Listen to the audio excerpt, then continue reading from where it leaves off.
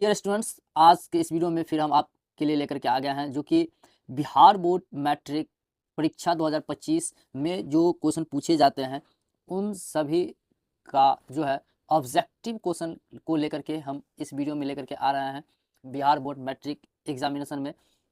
और इस बार भी बिहार बोर्ड मैट्रिक एग्जामिनेशन 2025 में पूछा जाएगा, जिसमें कि वस्तुनिष्ठ प्रश्न हम आपके लिए लेकर के आ रहे हैं, यानी कि ऑब्जेक्टिव क्वेश्चन लेकर के आ रहे हैं, जिसका फर्स्ट नंबर क्वेश्चन जो है आपका यूक्लिड विभाजन एल्गोरिदम दो धनात्मक पूर्णांकों के निम्न में से किसे परिकलित करने का तकनीक है। यानी समझो क्वेश्चन क्या कह रहा है कि यूक्लिड विभाजन एल्गोरिदम से दो धनात्मक पूर्णांकों के इन चार ऑप्शन में से किसको निकालने का एक तकनीक है। Option number A loss of, जिसको आप कहते हैं लघुत्तम समापवर्तक, इंग्लिश में एलसीएम कहते हैं। ऑप्शन नंबर बी में है मॉस ऑफ, महत्तम समापवर्तक, इंग्लिश में एचसीएफ आप बोलते हैं। सी में है भागफल और डी में है शेषफल। तो इसका आंसर क्या होगा, तो आप लोग कमेंट में बताइए कि इसका आंसर क्या होगा। तो अगर आप लोग को नहीं पता है तो हम आपको बताते हैं कि यूक्लिड विभाजन एल्गोरिदम की सहायता से जो है हम लोग मॉसो ज्ञात करते हैं। तो इसका ऑप्शन नंबर क्या हो जाएगा आपका बी, मॉसो निकालते हैं। नेक्स्ट क्वेश्चन जो है आपका 45 तथा 60 का मॉसो क्या होगा। आपसे क्या पूछा जा रहा है, 45 और 60 का मॉसो क्या होगा, यानी कि महत्तम समापवर्तक निकालना है। तो इसके लिए जो है आपको क्या करना पड़ेगा, सो देखो आपको क्या करना है, 45 से कुछ इस तरीके से 60 में आपको भाग देना होगा, जिसमें कि भाग दीजिएगा तो कितना, एक से लगाओगे आप 45 ही का 45 लगाओगे, जिसमें से घटा करके ये 5 आ जाएगा और ये 5 में से चल गया 1 हो जाएगा 15, और इसमें आप 45 से आप लगा दो 45 में, तो 15 तिया क्या हो जाएगा 45 हो जाएगा, जिसमें 45 से 45 कट जाएगा, आ गया कितना 3, यानी कि ये 3 जो है हमारा मौसम नहीं होगा, ये तो भागफल हो गया, जिससे भाग देते हैं वही होता है। तो यहाँ लास्ट स्टेप में हम लोग ने 15 से भाग दिया, मतलब 15 हमारा क्या हो जाएगा मौसम। ऑप्शन नंबर डी इसका आंसर हो जाएगा। नेक्स्ट हमारा थर्ड नंबर क्वेश्चन है कि एक अशून्य परिमेय और अपरिमेय संख्या का गुणनफल होगा, क्या होगा। ए हमेशा परिमेय होगा, बी हमेशा अपरिमेय होगा, सी एक होगा, डी परिमेय होगा या अपरिमेय होगा, दोनों में से कोई एक होगा। ठीक है, तो इसका आंसर क्या होगा। तो देखिए सबसे पहली बात क्या बताएगा, एक अशून्य परिमेय संख्या, अशून्य परिमेय संख्या और परिमेय संख्या का गुणनफल।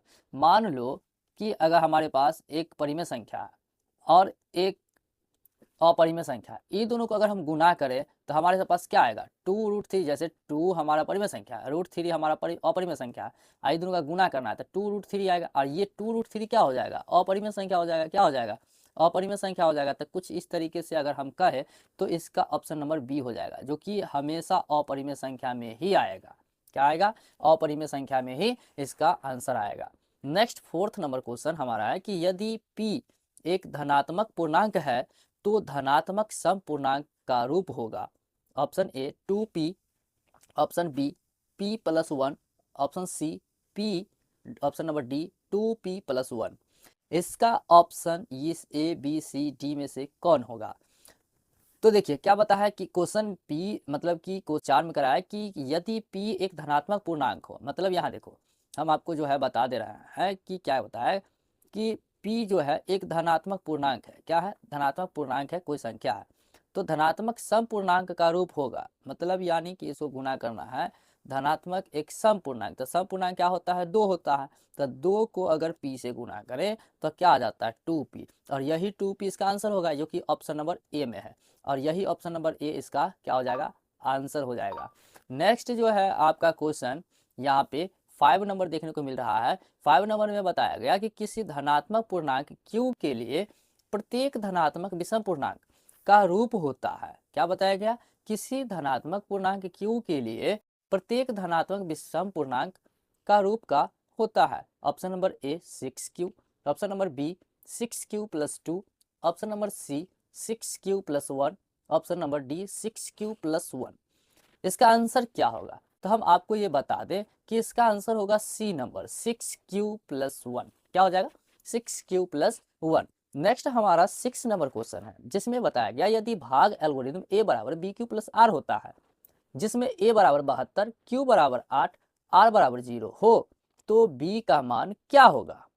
यानी आपको बताया गया कि भाग एल्गोरिथम जो होता है वो a बराबर बी क्यू प्लस आर होता है, जिसमें आपका सब चीज दे दिया। ये क्या दे दिया? a बराबर दे दिया, q बराबर दे दिया और r बराबर दे दिया। तो इसमें बताया गया कि b बराबर क्या होगा।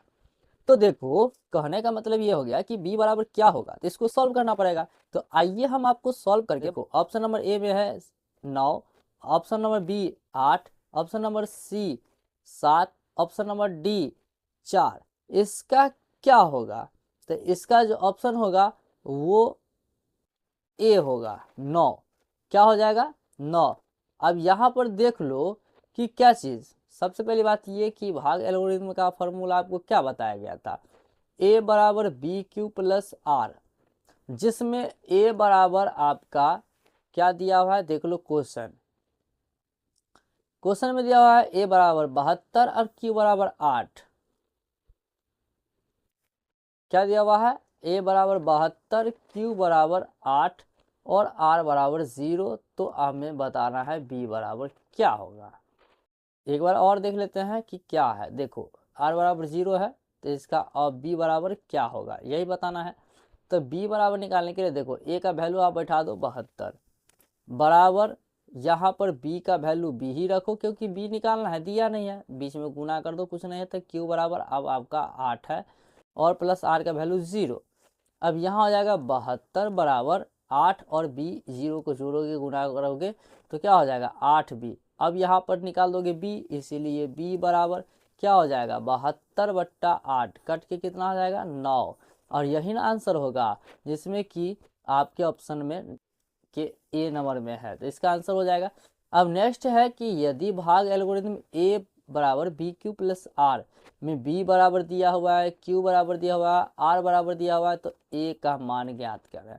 ऑप्शन नंबर में है कि ए में 1679, बी में है 1600, सी में है 1669, डी में है 1696। इसका ऑप्शन जो है हो जाएगा ए 1679 ही होगा।